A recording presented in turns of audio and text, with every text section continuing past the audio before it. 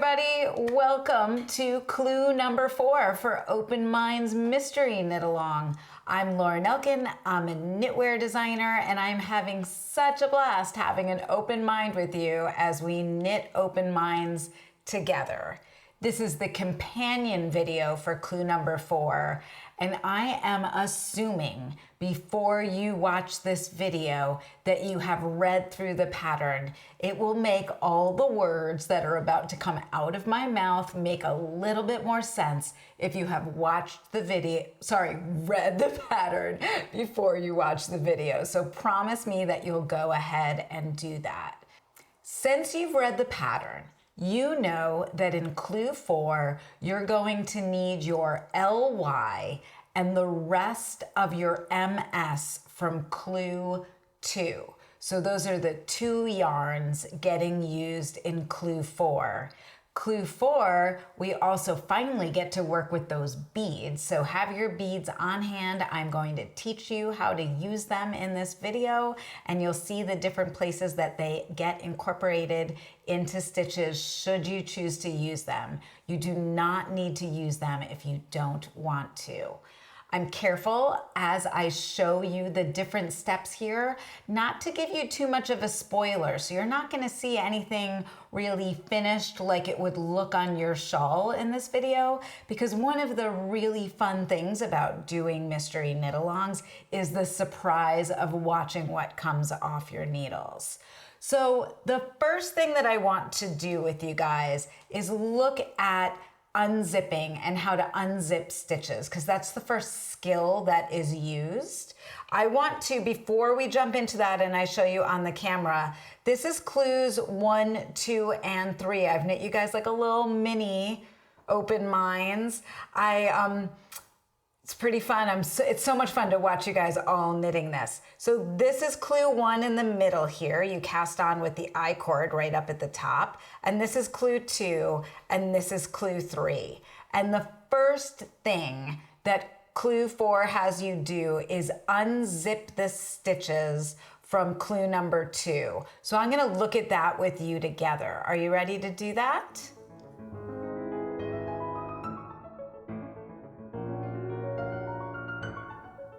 All right, so we are unzipping stitches from clue number 2. I know that some of you might have placed a lifeline, which will make this step even easier. On purpose, I didn't place a lifeline so you guys could really see what it's like to pick up those stitches. So the first thing you're gonna do is, I like to do this with a smaller needle. I just think it's way easier to do with a needle that's a few sizes smaller than what you used for your open mind. So I think I have a size 1 or 2 needle right here. And I have undone the end of my provisional cast on that you can unzip from. I had a few extra chains on that end. And I'm just starting to pull it out just like this. And as I pull it out, sometimes that first stitch you need to bring the tail through and pick that up.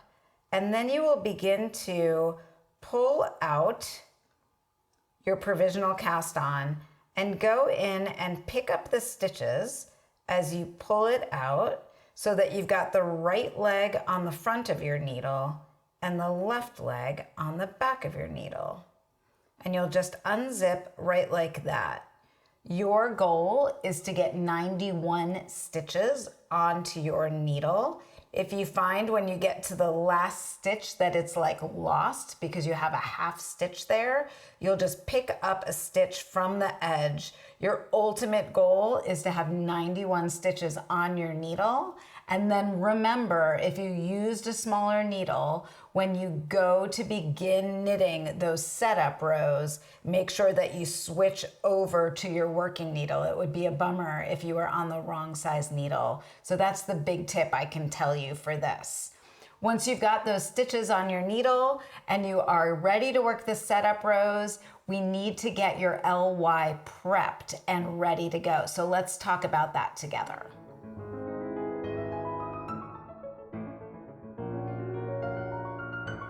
Okay, before you work those setup rows, you need to prep your LY to be ready to go. I think it's kind of interesting for you guys to see that I made my open minds as big as I possibly could, and this is how much LY I had left. I started with about 654 yards or so, 3 skeins of the yarn that I used, of the Midnasole, sorry. I forgot for half a second the name of that yarn. So I started with about 654 yards. You use some in clue 2, some in clue 3. Take the rest of the LY that you have and weigh all of it so you know how many grams you have left.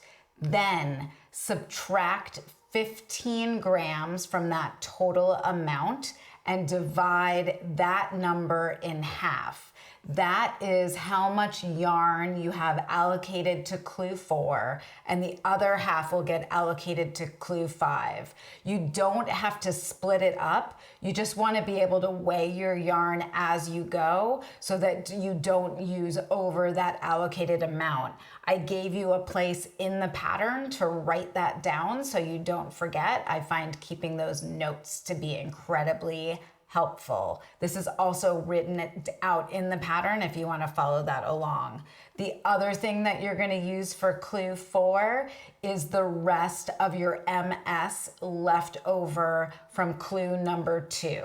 So that's the 2 yarns that you're using in clue number 4. Once you have that all set up, you are going to work the setup rows. And then let's look at the right wing decreasing mind chart together.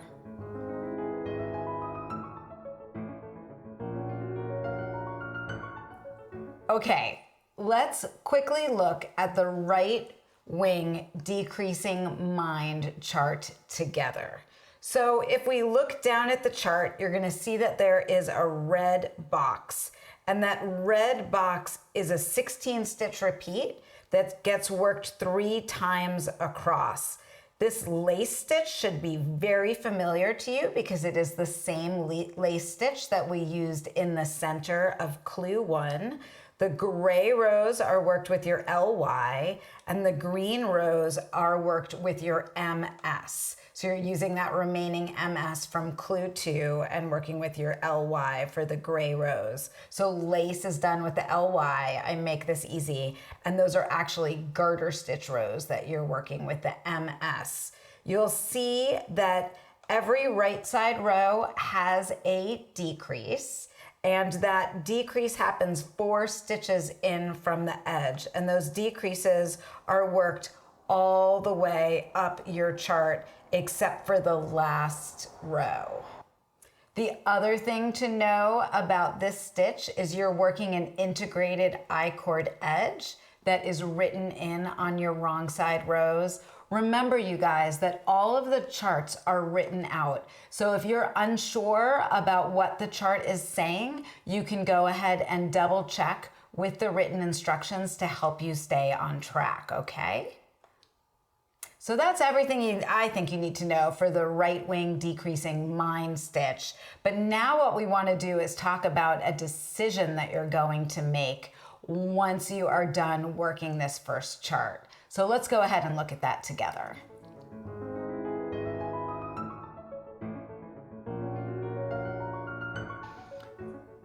Okay, friends, it's time to have an open mind and make some decisions.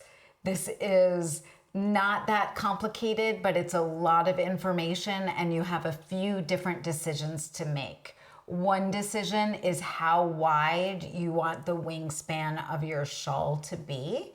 And the other decision is if you want to have more width to your wingspan. So that's the length across the top of your shawl or thong, whatever it is you still think you're knitting. You'll decide between 2 different lace stitches. I've given you 2 different lace stitches to choose from. There's Easy Mind and there's Fancy Mind, and you get to decide which one you're gonna wanna do if you're adding more length. This is where all that extra LY comes into play. So if you're somebody who had less LY to work with, that section is automatically going to be shorter. This is like that play part. Some of you might have some MS left over after you worked the decreasing mind chart, and we're gonna talk about that as well. But basically what happens, and I'm looking down at my notes to make sure that I get this correctly. If you skip the lace section and you don't work any extra rows with your MS, your wingspan will be about 66 inches long. If you want it to be longer than that, you will add in some fancy mind or easy mind, and as written, that gives you about 10 inches to each wingspan. What's important for you to know is that the testers and I each used about like 4.5 or 5 grams for the border mind stitch. So you can know that you need that many grams left to do the border, and it gives you an idea of how much LY you have to play with for the fancy mind or easy mind. And remember that I said if you have some MS left, you can also work some garter stitch rows. Those are written in, I'm just looking at my pattern, on the end of page 13. There's an optional section if you want to add in a little bit more garter stitch length with the rest of your MS. Like if you absolutely love your MS and you just want to use it all up. I definitely had to use all of mine up. It's so satisfying to like end up with no yarn when you're done working on something. So I used up all of my MS, and then I gave myself 10 inches. I chose fancy mind because I've got a fancy mind, and then I moved on to the border. If you have some LY to do some of the lace, but you don't have enough to do all of it, you can work a few repeats instead of working all the repeats as written in the pattern, and give yourself a little bit more length. As you're making these decisions, if you have questions, definitely feel free to ask them below or in the Facebook group or the Ravelry group. We'll make sure that everything there is really clear for you to make decisions. I'll probably put something into the tips and tricks thread that explains how long one repeat of each is. I hesitate to give you like gram amounts for every repeat because everybody's using yarns that are a little bit different. And when you get into those smaller gram amounts, it can make a big difference telling you like you use 0.8 grams or 0.7 grams. There's a zhuzh factor in there. So those are the big decisions, is if you don't want your shawl to be any bigger, you're going to go straight from the decreasing mind into the border mind chart. If you want to add a little bit more length, you can use up the rest of your MS and do some garter rows. And then you're going to decide between easy mind and fancy mind. The differences between, I bet you're not going to be able to guess this, easy mind and fancy mind is one is easier and one is fancier. The easy mind stitch is a version of the lace that you've already worked in the decreasing mind and in clue 1. So that will be very, very familiar to you. I do place beads on that, and I'll show you that on the chart in a few minutes where those beads are placed. Fancy mind is my favorite because it's Shetland lace, which is a garter stitch lace that also has beads on it. This is an advanced lace stitch. So if you get intrigued by it, you might want to grab bigger yarn and bigger needles and just play with it a little bit and see if you enjoy it or not. The chart is different than any of the charts we've worked up to this point, and it is absolutely fine to skip that and not work it. But those of you who've been knitting my patterns for a while, you and I know how much we love some Shetland lace, and I kind of couldn't not incorporate any Shetland lace into this design at all. So I found a place to do that in this clue. So those are the decisions you're going to make. And what I want to show you next is just how easy it is to place a bead for those of you that have never placed a bead before. So this next video just goes over that in detail so you know what to do when it's time to place a bead. So let's go ahead and do that.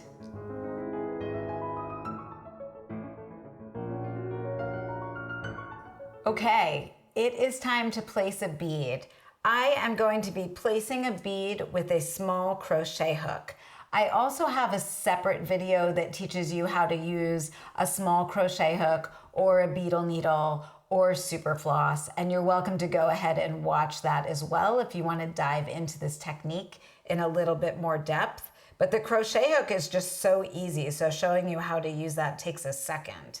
What I'm gonna do is take a bead and put it onto my crochet hook. That's the first step. And then when your pattern says PB, you're gonna go into the stitch that you're gonna place the bead, slide the stitch off your left hand needle, and then you wanna have a lot of tension so that that stitch is being held up and it's tight. And then you can just pop that bead down onto your stitch and put that stitch back onto your needle. The really big trick with that is to make sure that you have tension.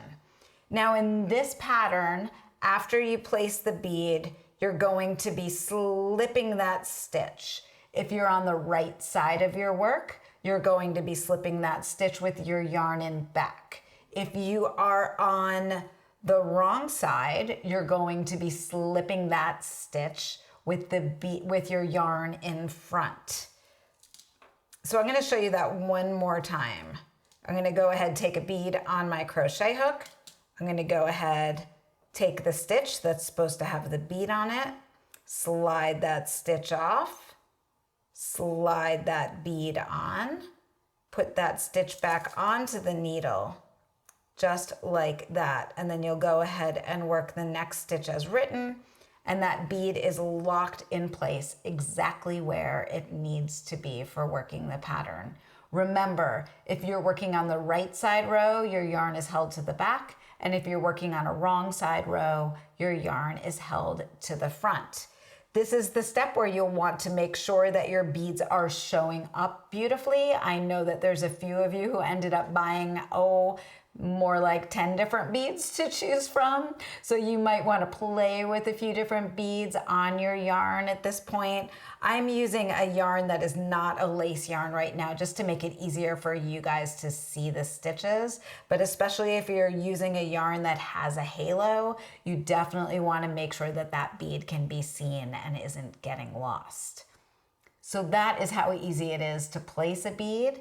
I think the next thing that we're going to want to do together is look at the Easy Mind stitch and where those beads are placed on the Easy Mind. So let's go ahead and do that together.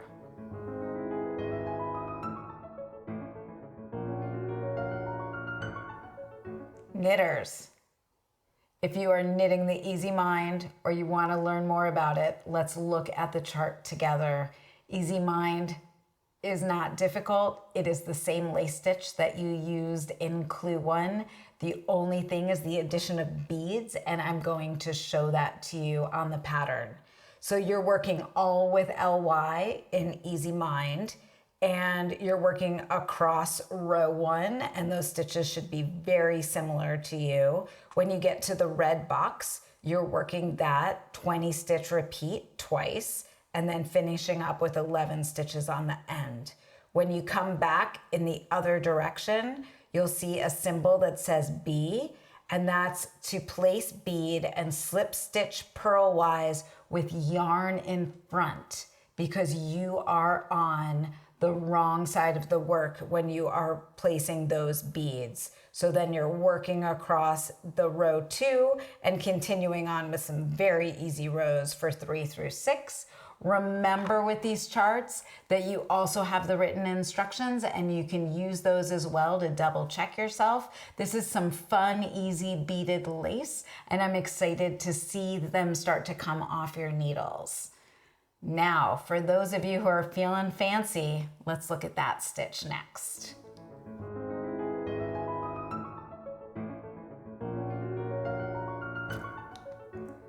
Okay, fancy people, are you ready for the Fancy Mind stitch? This chart starts with 63 stitches, and then you've got 2 final rows that'll take you down to 62 stitches. What is the most interesting about this chart is that it is garter stitch lace, which means you're knitting this stitch on both right sides and wrong side rows. So whereas in the previous chart, sometimes you purl on wrong side rows, you are knitting every row in this pattern. So your chart is going to, your key and your chart are going to look a little bit different. If you get confused, really helpful to refer to the written instructions. Some people do find those easier when they work these charts than reading from the chart. I'm going to teach you a trick that makes reading this chart so much easier. The first thing I would say to you is if you're somebody who likes a Post-it note, now's a good time to have a Post-it note for looking at this chart. And if we just look down together, you'll see that you're gonna start with 11 stitches, and then you're working this 10 stitch repeat 4 times, and then you're working 12 stitches on the end. What's very important is up until now, you've been able to use stitch markers to keep track of your chart repeats. And in this stitch, you've got a decrease that happens where your stitch marker would be on row 6. And I think you're gonna find that it might be easier to work this stitch without any stitch markers. I don't use one. If you do use one, when you get to row 6, you're gonna need to move those markers. So don't be surprised when that happens. What happens with this chart is you're gonna start reading from the right to left, like all other charts, and row 1 shouldn't be that different than what you've worked before. You're purling the first stitch, knitting, yarn over, SSK, etc. across. When you get to row 2, that is a purl stitch also on the wrong side row, and these are knit stitches, and then that's a yarn over. That stitch on a wrong side row, you guys, this is where things get weird. A right leaning decrease is going to be a slip, slip knit on a wrong side row. So you really have to pay attention. And then you're gonna knit 3, that left leaning decrease is a knit 2 together. And then you're gonna yarn over, knit 3, yarn over, SSK. I know those of you are very used to reading that symbol as a knit 2 together, knit 3, and then that is a knit 2 together, yarn over, etc. across. I almost just got confused as I was explaining that to you. So if you have taken a Shetland lace class with me before or knit a fair amount of Shetland lace, you will know that some Shetland lace charts are palindromes, which is so cool. I know some of your heads just exploded and you're like, easy mind is my choice, not so much with the fancy mind. If I look at row 2 and read it like this, you will see that that's a purl stitch, that's a knit 2, that's a yarn over, that is an SSK on both sides if I'm reading row 2 from right to left instead of left to right. So this is one of the few charts that you can use where if you read every row as a right side row from right to left, even when you're on a wrong side, the chart will still work and your stitch will be exactly the way it's supposed to look. So you can just read every row right to left, reading the stitches as they present themselves.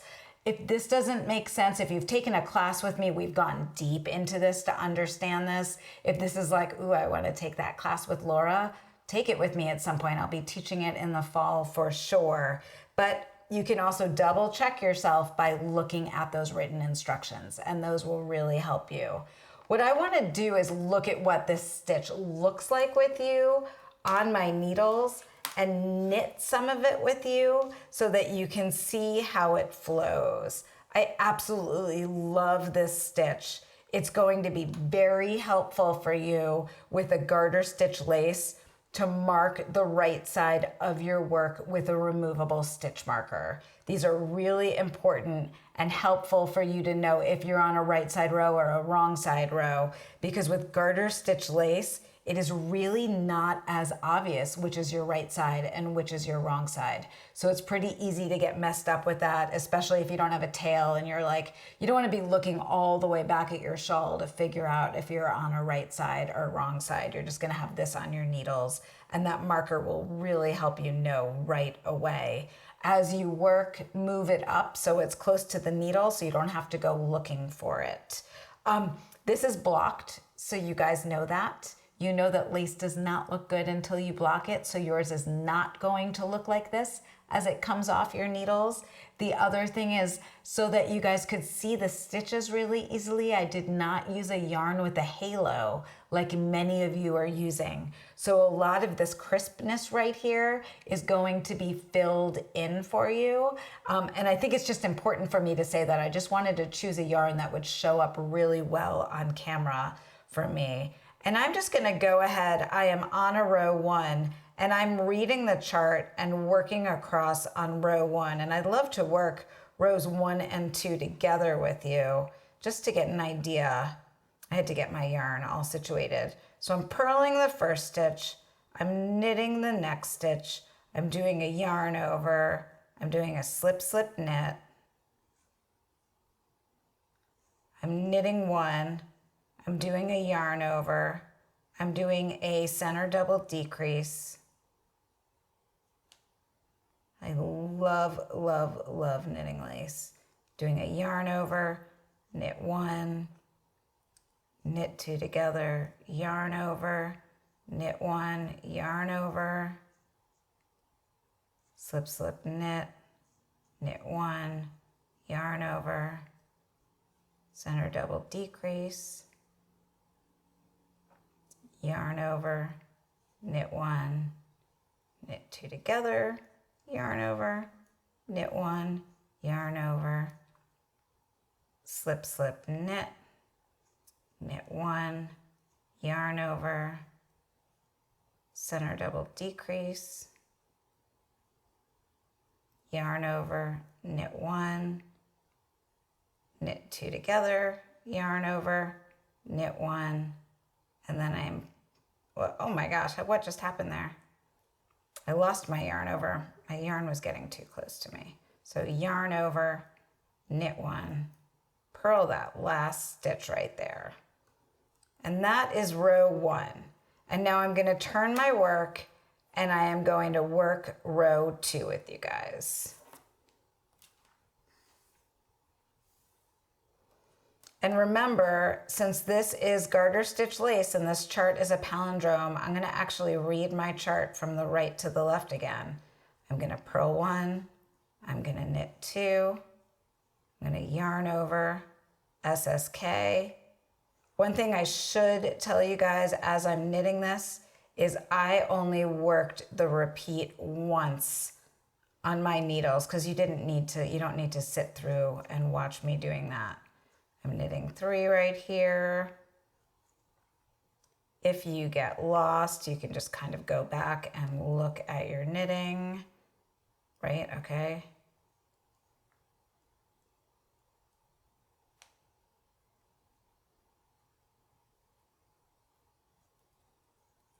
One, 2, 3.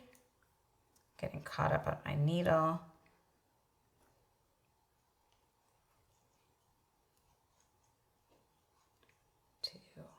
3, yarn over, 1, 2, 3.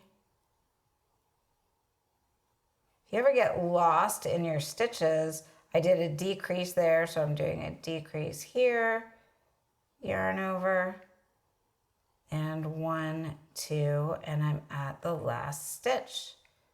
And that is row 2. And what I was wanting to get on with you is to get to row 3 and show you the placing bead, just to do that one more time. And I saw that my needle started to come undone, so I'm going to fix that. So I'm on row 3, and I'm going to purl 1, and I am going to knit 3, reading from the right to the left, and I'm going to yarn over, slip, slip, knit, knit 1, knit 2 together, yarn over, I'm going to knit 2, and now this next stitch has a placed bead. So let's go grab those beads. They just went flying, but that's okay. And I'm going to grab a bead, put it onto my crochet hook, and then go into the stitch that wants to have the bead, pull it up tight, slide that bead down and on, and move that over, slipping it with my yarn in the back because I'm on a right side row.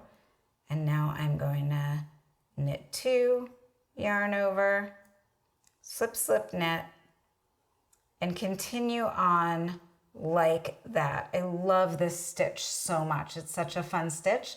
I think it would be really easy for you guys to take this stitch and just make a scarf out of it if you wanted. You could cast on 63 stitches and knit this repeat and just play with it. Remember, if you really want to knit this stitch and it's challenging you in your fuzzy yarn, just go ahead and grab some bigger yarn and bigger needles and practice it. Don't work more than 1 repeat. Just work that 10 stitch repeat once to kind of get it down and understand it, and then move on and work with more stitches in your open minds. I'm happy to help support you in this. I love double-sided lace like this. It brings me so much joy. As you could just see, I got really kind of calm and peaceful and in the zone while I was knitting it. So that's the Fancy Mind stitch for you.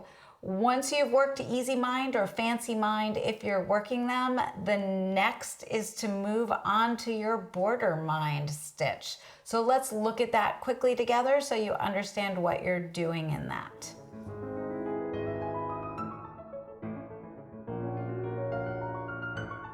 So the Border Mind stitch, I affectionately call it the borderline mind stitch, which makes me giggle. So every time I see it, I kind of stumble, like the borderline mind. This is your border to the end of clue 4. It's finished with a beaded bind off, which I'm going to show you next. But basically what this stitch is a decreasing version of the Easy Mind. So you're taking your stitches, you're starting with 62 stitches, and you're ending with 42 stitches. And if you look at it on the chart, you'll see that every 4 rows, you're decreasing down a stitch on every side. One of the things I love about charts is they become like an illustration of exactly what's happening on your needles, right? So you can look at this chart and you see the shaping of what's happening with that border as you work it. As with all of the other charts, it's written out. If you would prefer to work that than the chart, one of my hopes for this pattern is maybe you will have made the leap to charts. If you're somebody who's kind of put off using charts for lace before, this might be the thing that kind of tips you over the edge and makes you interested in working with them. So once you work your borderline starch, once you work your borderline mind stitch chart, you're gonna have 42 stitches on your needles, and it is going to be time to finish off with a beaded bind off. So let me show you how to do this. This is a bind off I use all the time.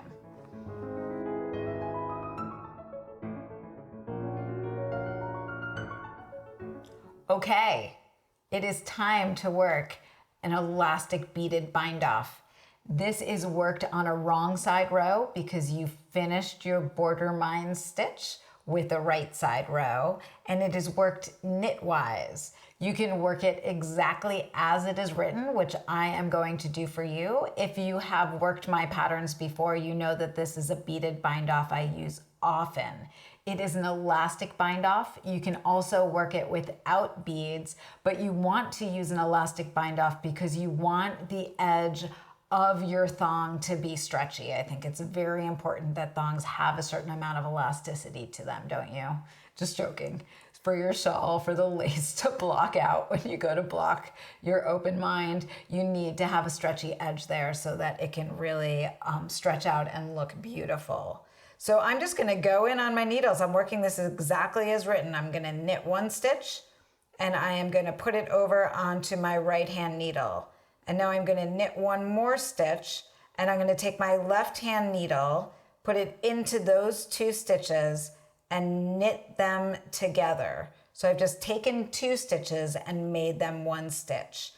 Now I'm going to pull up that stitch a little bit, and you can see with my thumb and index finger that I am just pinching right there so that that stitch is not gonna go anywhere. And then I'm going to take a bead and slide it down onto that stitch and put that back onto my needle. And now I am going to knit 1 stitch, and I am going to go into those 2 stitches and work them together.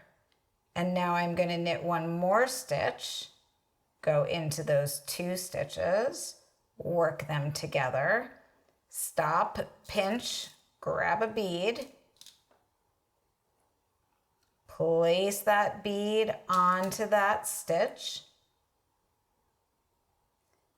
and then go ahead and work those 2 stitches together. And now I am going to work 1 stitch without a bead, and now this stitch is going to have a bead. What you're doing is placing a bead every other stitch. So if you ever get lost, if it's time to place a bead, you'll just look back and know that you want 1 bound off stitch without a bead, 1 with a bead, 1 without a bead, 1 with a bead. If you are working this bind off without beads, you're just going to skip placing those beads and just work across, knitting a stitch, working them together as you go across. Pretty easy, right? Not a hard bind off to do it all, and it's really effective when you want an elastic edge at your bound off edge. Everyone, that is what you need to know for clue 4.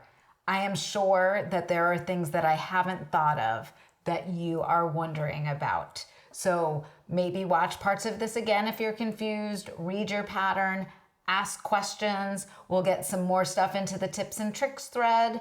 You can ask questions in the Facebook group. You can ask questions on Ravelry. We are around to help you. I am very excited to see how all of your open minds are coming along. This is such a blast for me, and I hope it is for you too. Happy knitting.